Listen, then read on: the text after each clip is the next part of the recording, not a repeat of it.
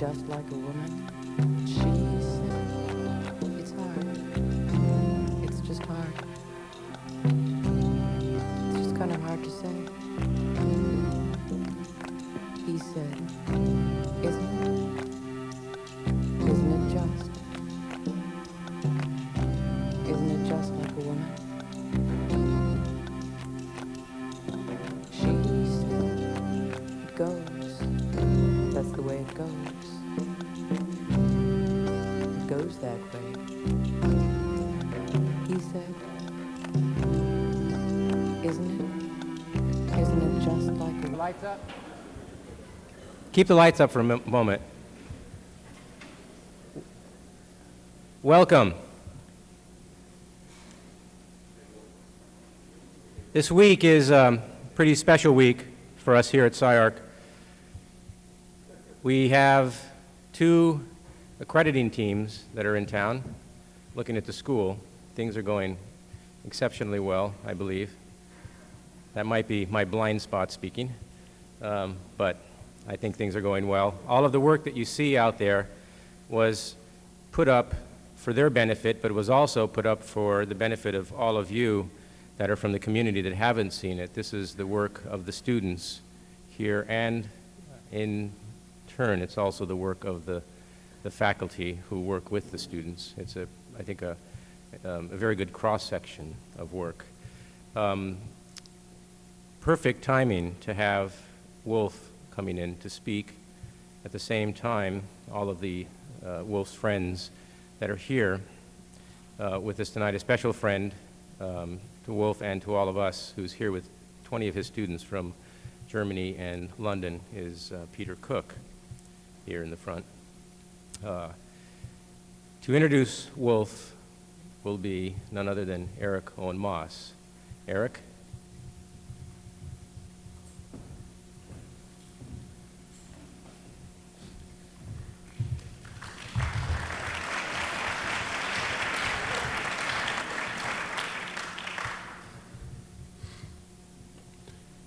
Hey, Wolf.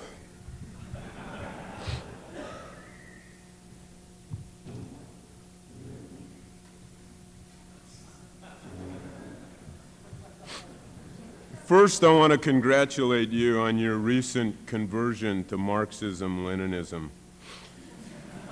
I know you've been accused of ignoring the political ramifications of your architecture, so this gesture should assuage those concerns immediately. Second, I want to read to you a very... Don't laugh yet. I want to read to you a very serious quote from a very serious American author you haven't read yet, and I say yet optimistically. The author is James Baldwin. I know the idea of reading makes you nervous, and I know that when I say this subject will be serious, you start to laugh. Therefore, get nervous and start laughing. Here's the quote. If we do not now dare everything, did you hear? The fulfillment of that prophecy recreated from the Bible, and this is the Hebrew Bible, so it's tough stuff. Recreated from the Bible in a song by a slave is upon us. God gave Noah the rainbow sign. No more water, the fire next time. I want to make sure you got the message, Wolf. The flood's over. Next time, fire's the culprit. As Baldwin said, the fire next time. Now I want to say a word about what Wolf Prix discovered and why I'm raising the dangerous topic of fire in the midst of the fragile sociology of Los Angeles. Koa Pimmelblau made a spatial discovery, an aesthetic discovery and even an intellectual discovery, notwithstanding Wolf's feigned anti-intellectual posture, of course. Let me tell you very precisely what I mean, Wolf, so that you can't say later you didn't understand what I was talking about, which is really your way of telling me that I don't know what I'm talking about. I still hear the fable that history moves along a line, that it's heading somewhere, and we know where, that things progress, that we improve, and so on.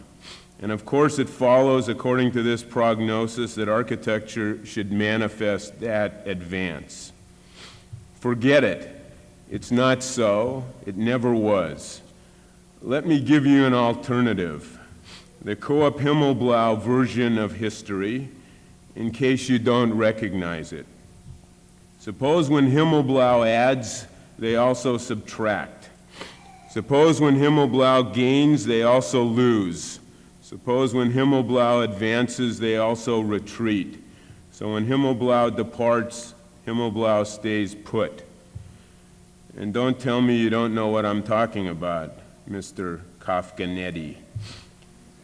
Now, if the Himmelblau conception of history is more precise than the old-fashioned teleological model, it follows that Himmelblau's space should manifest this more complicated message. Not only forward, but forward and backward. Better yet, movement in one place, which is no single place. I like that. Movement in one place, which is no single place. Not history, but histories. And I think Himmelblau has taken us there with its art. You guys build fire. You guys build fire. The elemental condition. No parallel rules, no programs, no budgets, no computers, no management consultants, not utility, not efficiency, not function. Progress scalded and history fried. God gave Noah the rainbow sign. No more water, the fire next time. You've built the oldest and the newest condition. You've built the conflagration, burnt the old stuff down, just like the water washed the old stuff clean. Himmelblau is hygienic. Congratulations. Nice work. One more thing. I will always remember your phone call to me after Groninger was finished. It was one of those rare calls when I answered the phone and the energy coming over the line held the receiver floating in the air. Magic. A receiver buoyed by the joy of an architectural birth. A new space. You told me you were happy, completely happy for about 5 seconds until the Queen complained that the roof leaked. Of course it leaked. You said there was a room in the new space that had no purpose. Not only no purpose, but no access. Sorry, senor, the room had a major purpose, a pyrotechnical purpose, putting the torch to utility and constructing a spatial conflagration, building the fire next time.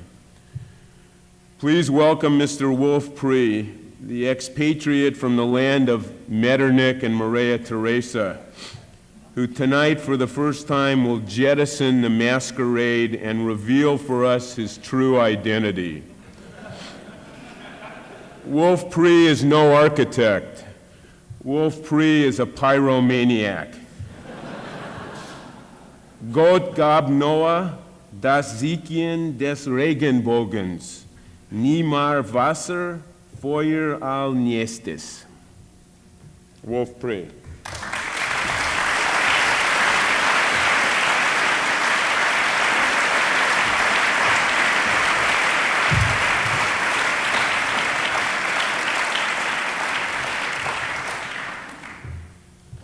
Michael, it's a pleasure to be here again. Eric, Mr. Bassman. You know, the first time we met, this was in '86, I think, on SCI-Arc. We were teaching a studio, and I came into the room, and Michael said, "This is Eric." And you said, "Okay, you're the brother of my left hand." And since then, I'm thinking about this quote because I don't understand it. What does that mean, brother of my left hand? Why isn't it the left leg or the right foot? Every time we start to argue and you're using your language, I'm fading away after 5 minutes and I start to dream what you could really mean with this so complicated vocabulary. And it's the truth. Maybe I get the feeling of the meaning, but I never can understand it quite accurate. That doesn't matter, because the topic of the lecture is not a single meaning, but the complexity of meaning. When we started in 1968, in the middle of the 60s, the first man stepped into the space. And we thought that the major and primary problem of architecture is solved now, namely the topic or the issue of protection and the topic of climate control. And this enables us, because the spacesuit is the perfect climate control and protection for man, since it works in the extreme condition of the outer space. Since this problem is solved, architecture is ready to go in a completely other direction, in the direction of liberating the space and creating shapes which are body and mind expanding machines. Since then, I know that we are working on the theory of trial and error. Next. This is the choreography of a stage set of Oedipus Rex. Director was Peter Sellers, and it was music by Stravinsky, and it was given in Salzburg, the most conservative city of Austria, at the Salzburg Festival, which is dangerous because actually it's so traditional. So we did a stage set, which is a kind of mirroring the problem of anticipation, mirroring the problem of being blind and seeing. So therefore, this is the first stage set, which actually is not on the stage. Next. The stage set starts on the street in the front of the theater in a very dense situation. Next. The lobby, next please. The lobby is filled with kind of trees simulating the dense situation, and the more you get to the stage, the more emptier the space was. The space actually, the stage.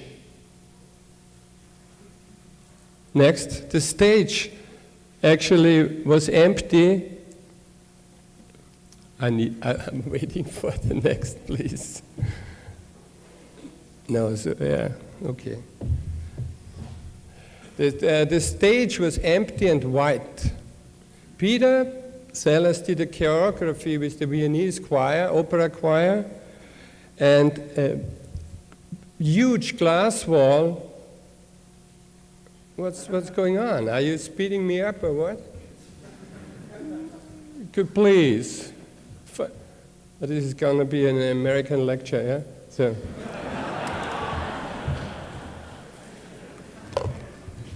It's a pleasure to be here, yeah? You can get everything on SCI-Arc except a drink for the lecturer. So I brought it by myself.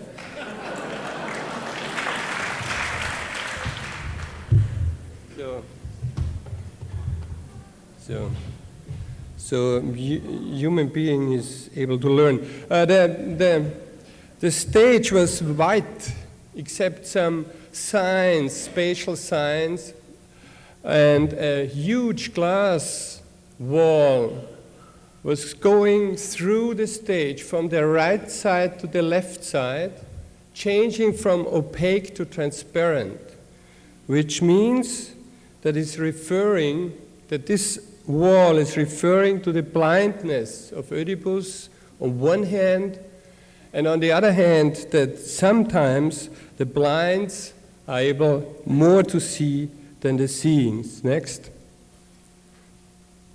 Can I have them moving now?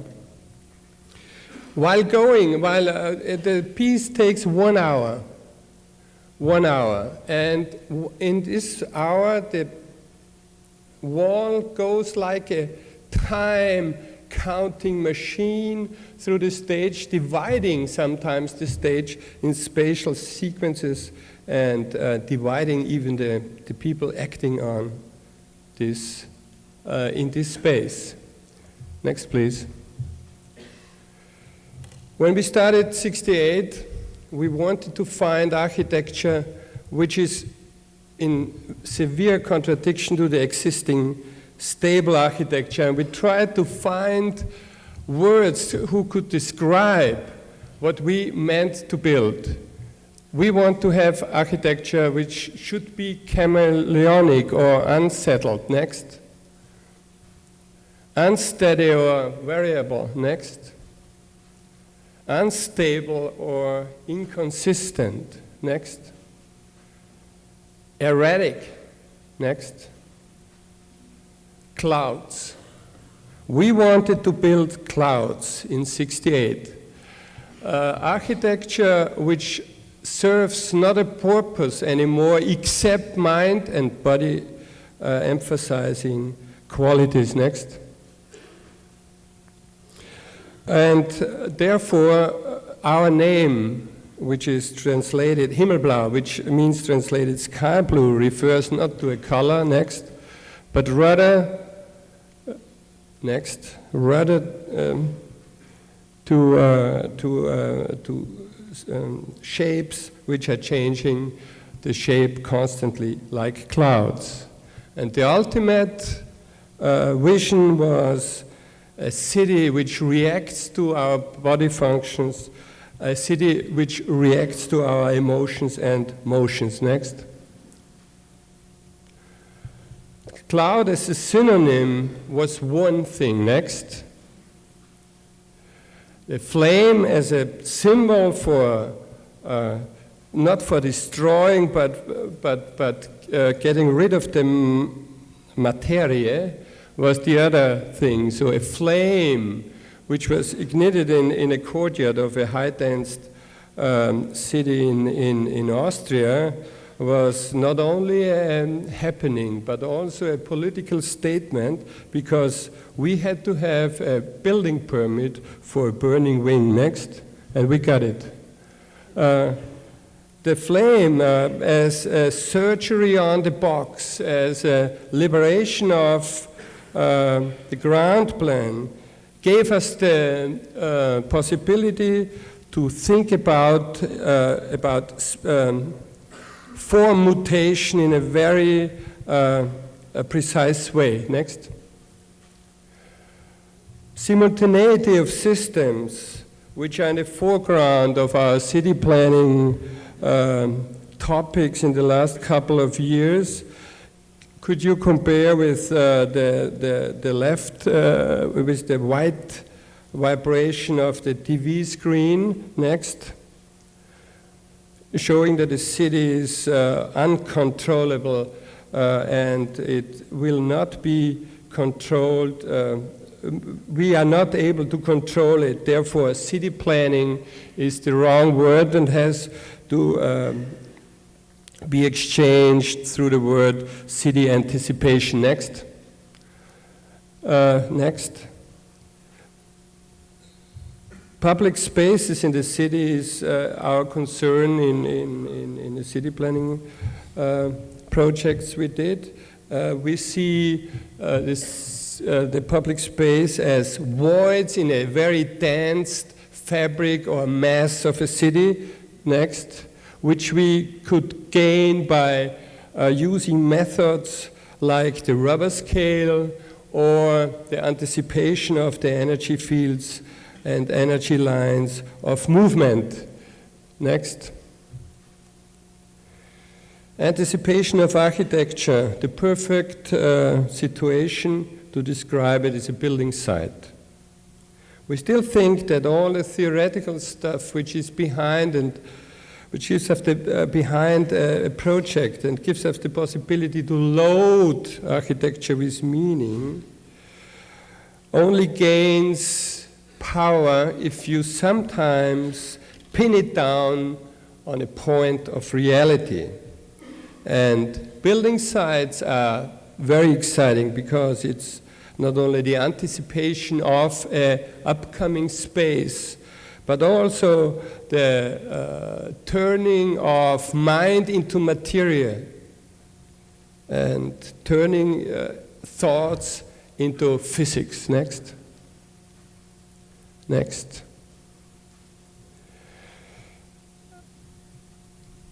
One project which is dealing with this kind of anticipation and trying to neglect and avoid physical structure as far as we can go is a cinema center in Dresden with about 8 cinema theaters, 3,000 seats.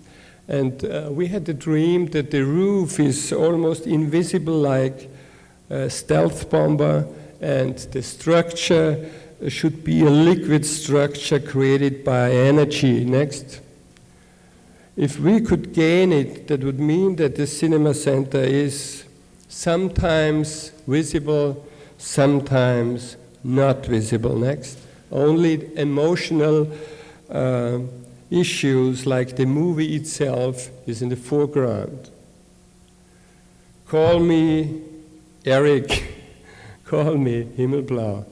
The flame, the cloud, and the leaping whale, I have to refer it again and again, because when the moment the whale is changing the media, there is a track on a liquid surface on water, a track where you could see where the whale broke through. Next. The power of the drawing. When I visited an exhibition in Berlin a long time ago, it was the high time at Pomo architecture. There was an exhibition about the IBA in Berlin, the city planning exhibition. There were a lot of drawings with color, with ink, with pens, with pencils. Leon Greer, from Leon Greer to Palladio and so forth. The rank was intentionally. I went through very quickly because, you know, and Eric mentioned it, I can't read, and I can't read plans. And I'm really bored to read colored drawings. And I went through very quickly, and at the end of one space, in this space were huge airbrush paintings, very huge airbrush paintings and drawings. I stopped. at the end of the room, and because something was knocking on my shoulder. And I went back, and in between these huge, very huge drawings and paintings, there was a small, almost invisible drawing. It was done with a very hard, tough pen. And it was one drawing, original drawing from Lissitzky. And this drawing overpowered and overruled all these colorful paintings and all these ground plans and sections. The power of the drawing, I think, by introducing the method of a cubistic method, it gives us the chance to get rid of the circumstantial pressure of architecture. As an architect, you not only have to deal with space, you have to deal with time, of course, with budget, with clients, with codes, economics. But in the moment of designing a project, I think we shouldn't think on the budget, on the function, on the program, on the time. We should liberate the ground plan. The drawing as a tool, as a power of expression of an upcoming space, the anticipation of an upcoming space, was our intention in the last couple of years. The drawing, which was done very, very quickly in order to exclude all these constraints. The drawing, which is obviously not an architectural drawing, but contains ground plan sections, details, and even the views. Next. To prove how it could work, I show you a project we did 5, 6, 7 years ago. It's the rooftop remodeling on the left. The drawing which indicates the power of the reversed flashlight crossing the roof, opening it up in order to realize a new space. On the right hand, the overlay of the drawing on the image of a model, so that you can see that almost every line is built. It doesn't mean that it's decoration, it means that every line, since it's powerful meant, has a structural meaning. Next. And this is how it could look like when it's finished. Next. The power of the drawing as a piece of art, as a point of departure, gets very important in the last 2 years, I would say. And I show you how much I love the drawing. One of our drawing we did. On the left hand, this is the drawing. On the right hand, it's a model of an upcoming house, which we will build. Next. And because I appreciate this drawing very much, I now wear it on my right shoulder. Can we change the tracks? Before I start to talk about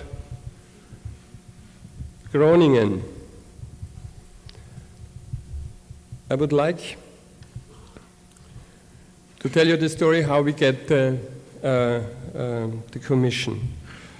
Mendini did a design for a museum in Groningen, and he invited 3, 4 other architects and artists to participate on this project.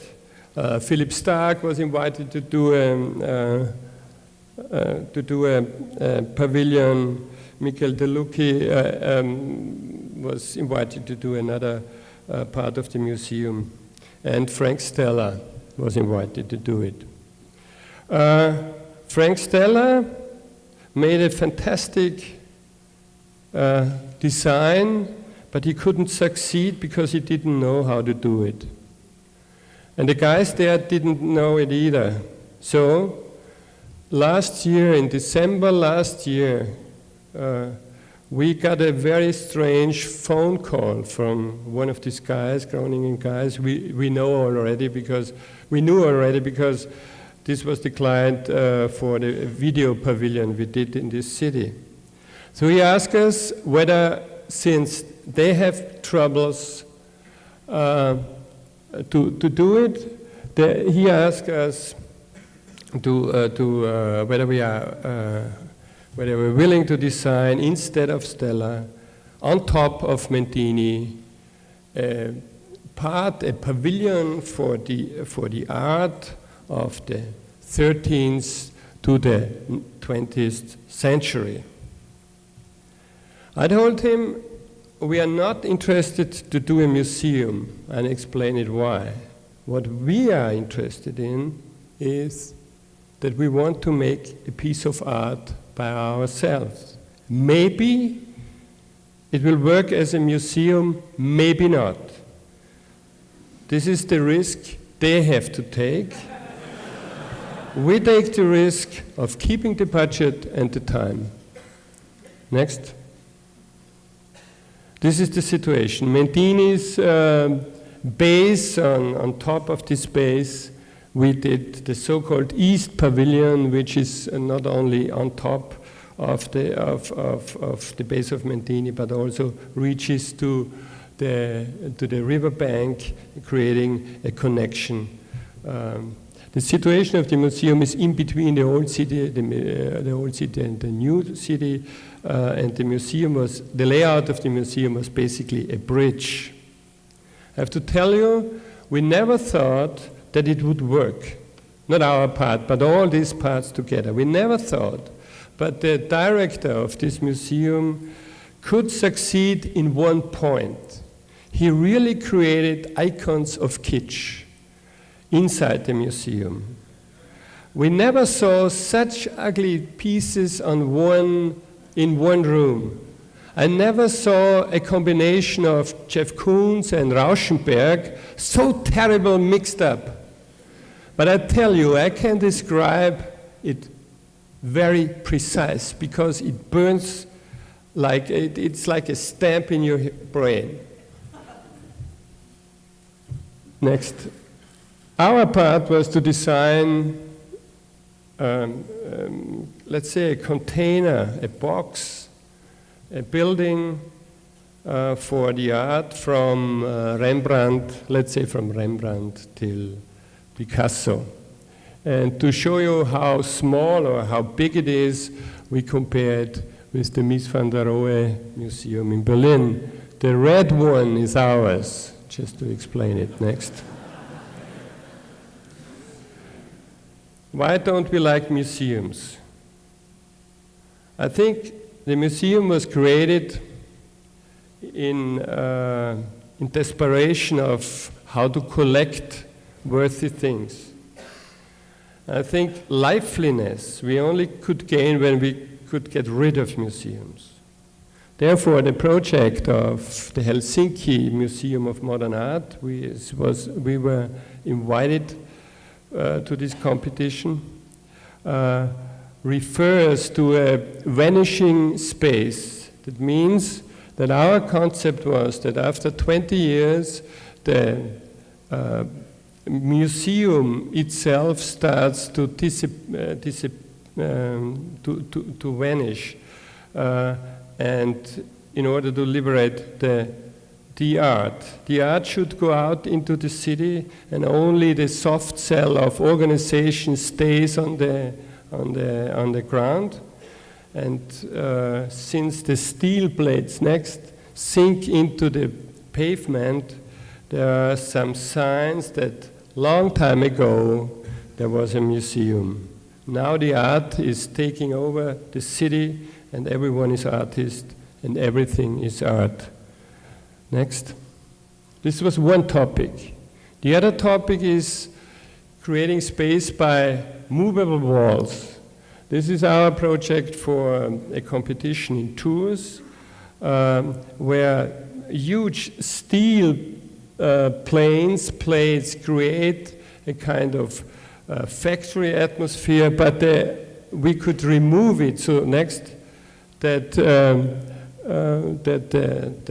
steel plates, they go into a garage in a hangar and give free a glass box where some of the artists actually like very much. Next. Layers and levels. When we designed for Kiefer the studio in Pachac in France, we figured out that this guy never looks straight forward to a painting of himself. He always tries to find another angle to look at, yeah? Different point of views, we would like to say. And he sometimes lays on the floor, the painting is on the ceiling. Sometimes he uses a ladder in order to look from upstairs down in a very sophisticated angle in order to control, like he said, the composition. This is one thing we learned. Actually, we did it a long time ago by ourselves. Next. When we did, this is the design for Kiefer's studio in France. And on the right slide, you could see some of the spaces where a bridge is crossing and gives some point of views. Next. This looking very differently at art, we designed long time ago, I think it was 82, in Vienna, when an art collector asked us to make his studio, to design his studio. We figured out that we could hang 3 rows of paintings over each other, and then we figured out that the last row no one can read anymore, the painting. So we created a bridge in order to get closer to this painting. Next. This is the spatial situation and the bridge which crosses the space, not only as a function, but also as a spatial meaning. Next. The drawing. The drawing we did for Groningen it was actually not a drawing directed to, referring to Groningen. It was a drawing I did in order to discuss the fuzzy logic, which is a little means for us not a fixed space, but a liquid, fluid, changeable, and totally movable spatial situation. There is no single meaning anymore, there's only complexity. Next. There's actually no spatial division anymore. It's a transitional situation. The description of a transitional situation. Since we have no time anymore to do for every project a drawing, we use this drawing for 3 projects. First, we used it as a ground plan, interpreting the spatial situation of the drawing. Next, and creating maybe you have seen it, exhibition system where we use glass and slanted walls and light as structural materials. Next. Then we used it as a cross section. Left slide. No, can you go back, please? On the left. On the left. This is the drawing used as a cross section.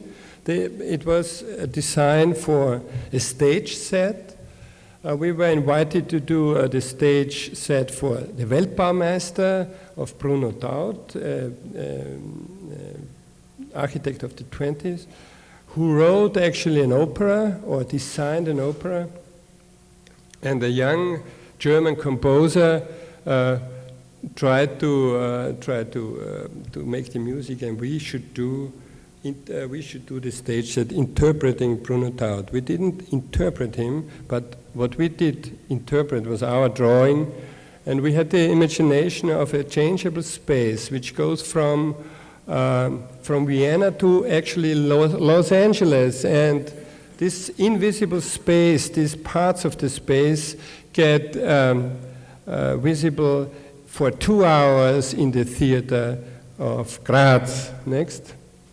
According to the lines and the notes of the composer, we created kind of walls, and in between there are spatial elements flying around, and with light and music. Next. We created this changeable space for 2 hours. Next.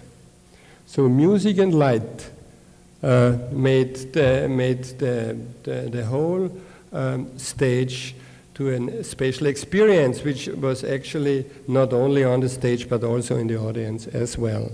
Next. The drawing. When we start to design, next. When we started to design on top of Mentini this exhibition hall, we first investigated the rooms for natural light and rooms for artificial light, because some of the drawings had to be kept off from natural light. Next, out came, after, next please, after many trials, out came a model. And what we did, we overlaid the model next with the original drawing, and this was the point of departure of the next model, next, which came up like this and very lively. We used styrofoam as a supporting system, and the plates you can read were folded and cut off parts of the drawing. And when we looked at this model in the scale 1 to 200, we found out this model is so lively because there are so many mistakes and errors in this model. We have to build it like this. How to build? Next. In order to build such things, we had to remind ourselves on a method we developed 10 years ago while doing this observation tower in Osaka. You can see this sculptural tower, very, very tiny, very small, like a matchbox. How can we translate that into 3 dimensions? We started to investigate a method we called photogrammetry, which is nothing else than digitizing via photography, digitizing every point in a 3-dimensional space frame. Next.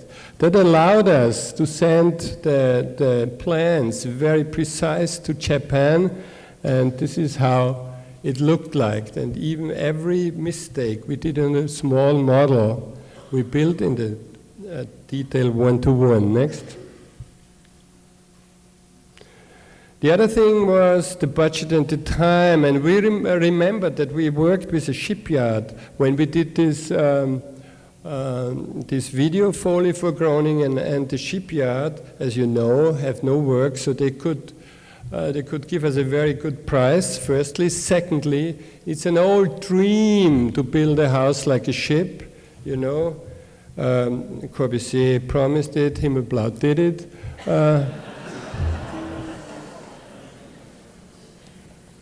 And because it's very fast and very, very precise. Next.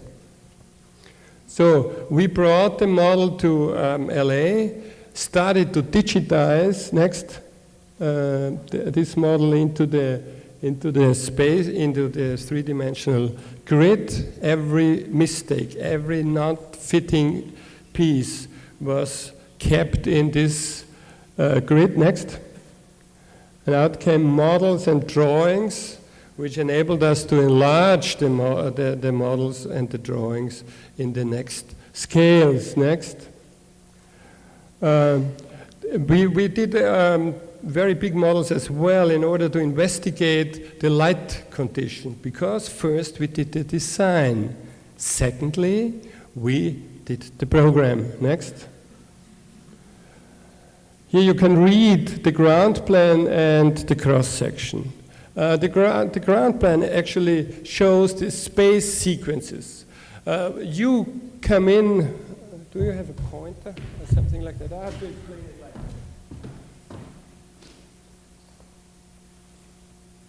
This is the Berlin's part actually.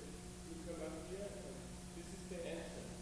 From here, you come in through a hallway, three, let's say, smaller pavilions. And the smaller pavilions are separated by voids. Voids which came from the structural system explained how it came later on.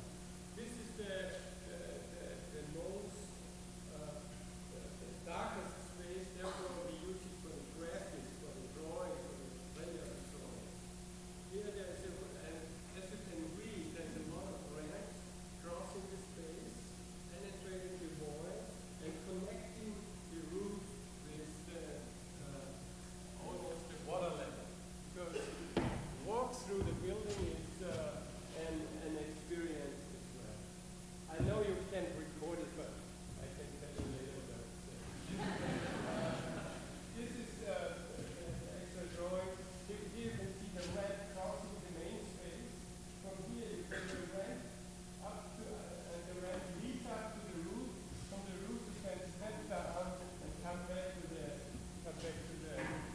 exhibition space as well. If you will, it's a little bit like the spiral of the Superman. Yeah, because you can change the length. And I would like to draw the attention on this staircase, which actually doesn't end somewhere useful. Next. More clearer the section and the circulation, where you can see the ramp crossing the space, the void.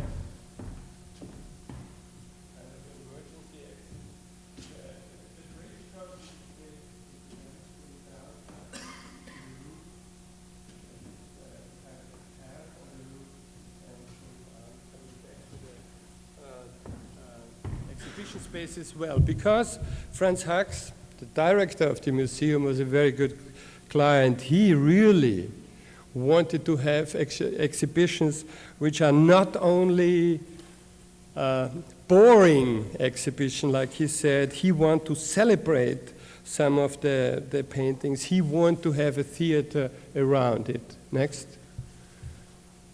These are the parts of the building which are not steel. On the left, you can see the concrete slabs, and on the right, the glass windows, which actually close the gaps of the steel plates. Next.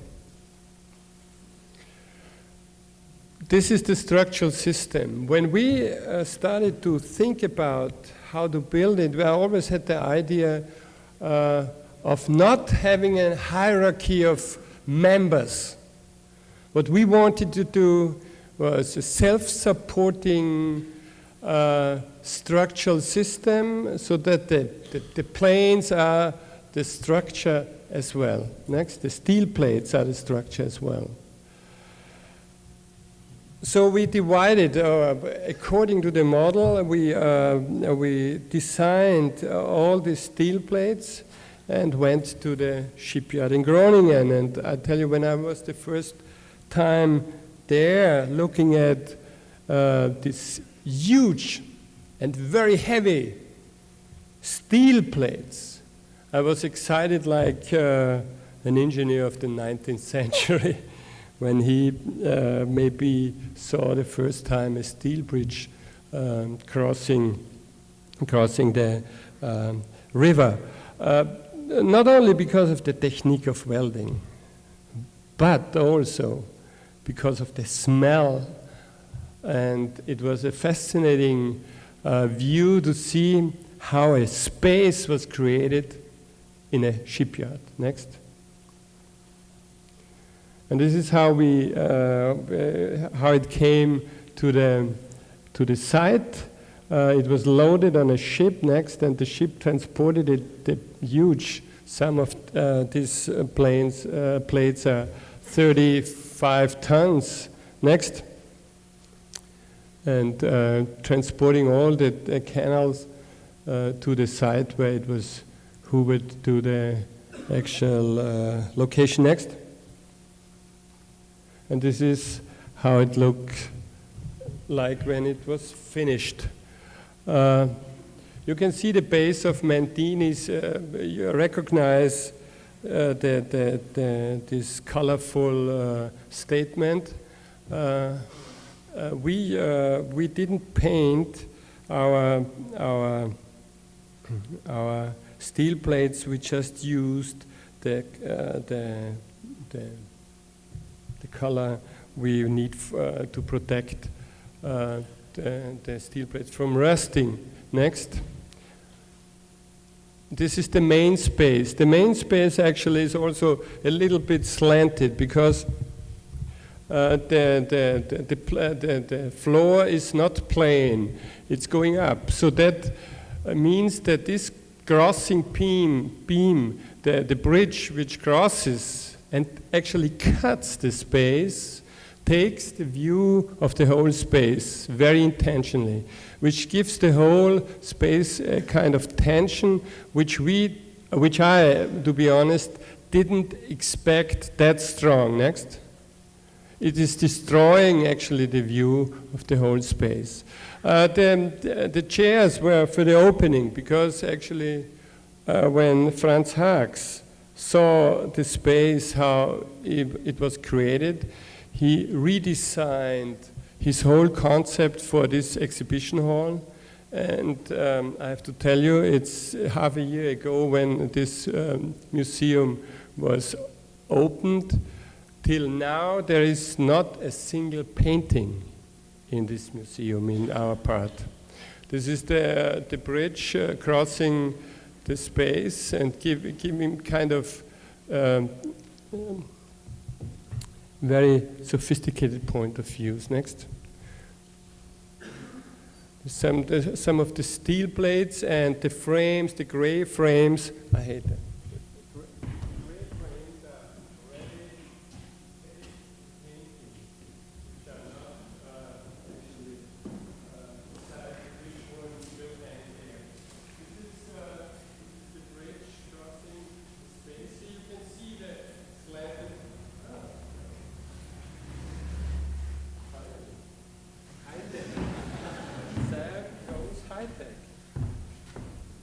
Next time I get a drink, huh? Doesn't work. Danger. Yeah. This is the steel plate, one of the steel plates where you can read that that all the structure is visible. So we use the structure as a kind of structurizing element as well. Next.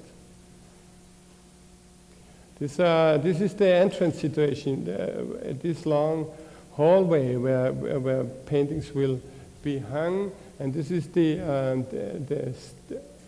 stair leading to the bridge. Next. Here you could see what I meant when I was talking about the bridge crossing the space, penetrating the voids, which are actually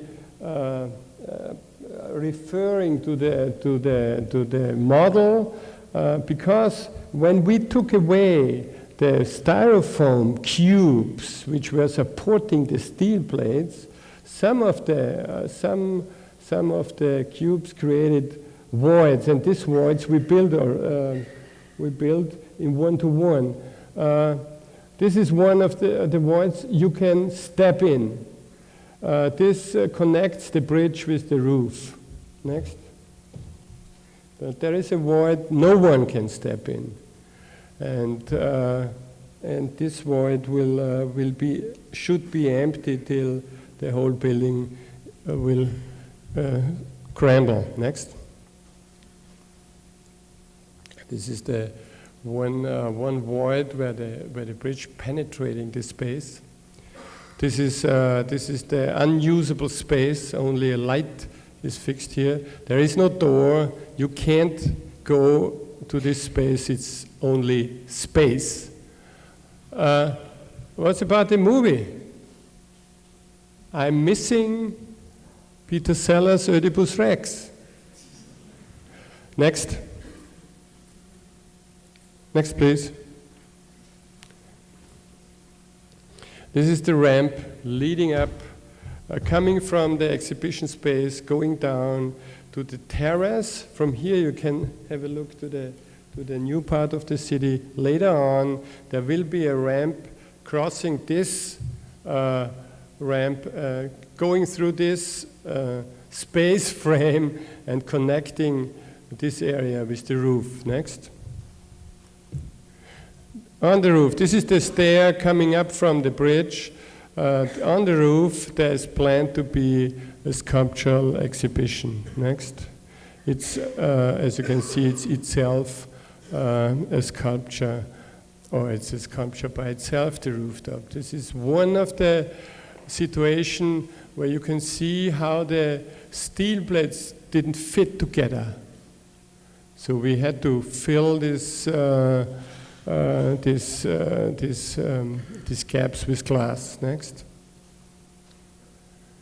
Some images showing the details. All the infrastructure is running visible through the space because the finishing of the whole thing was expected to be very, very a horror trip because the time was actually very short. Next. Some of the details of the connection where the beams are connected with the plates. This is this concrete staircase leading up to the bridge. Next.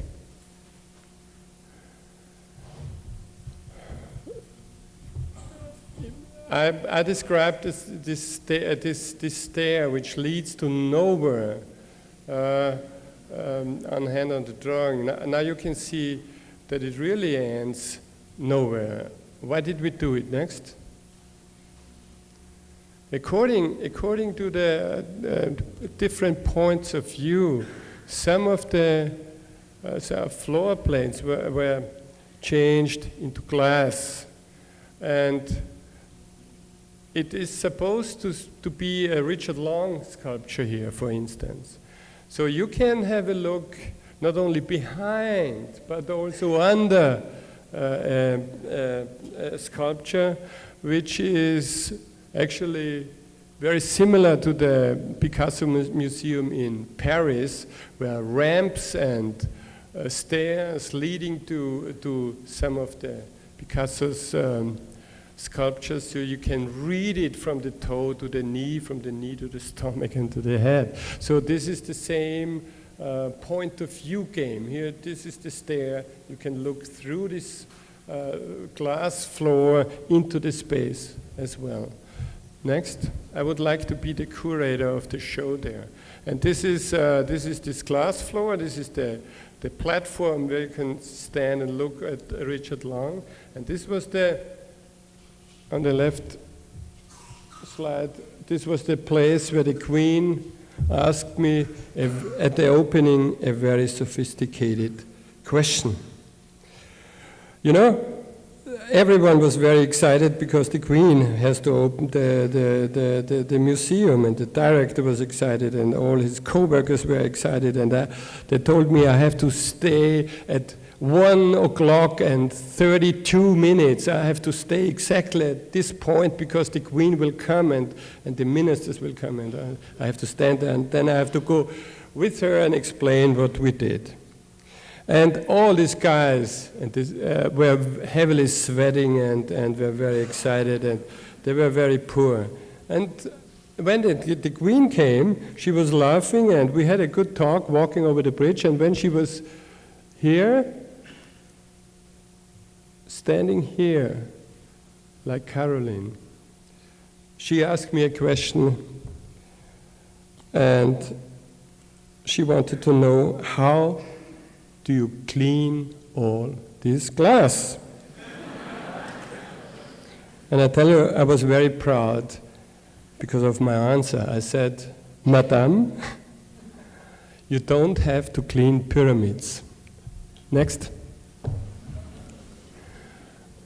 This is the stair leading up to the bridge on the other pavilion, the gap, the glass floor. Next, the connection of the thing, and this is one of the details of the roof from the outside. Next, and this is how it looks in the evening, because light and how to lit the whole thing was a very, very heavy question. Next. When you look very close to one of these panels, you can see very strange patterns. What is it? What is it? Actually, it is the drawing we enlarged in the same step like the models. So what you can read here is a pencil drawing 200 times enlarged. Next. And it reminds me a lot on the painting of Chuck Close. You can read it from far away, next, but when you step close, you can see nothing except the digitized shapes of the painting. Next. The same with this museum. Since we decided to enlarge the drawing directly in the same scale like the building, interpreting that the drawing is a main factor of this building, a main issue of the building, you could see it on the slides that the abstraction of a pencil gets very intense. And there is another thing I have to tell you. Since the whole building is done in steel, steel actually will rust.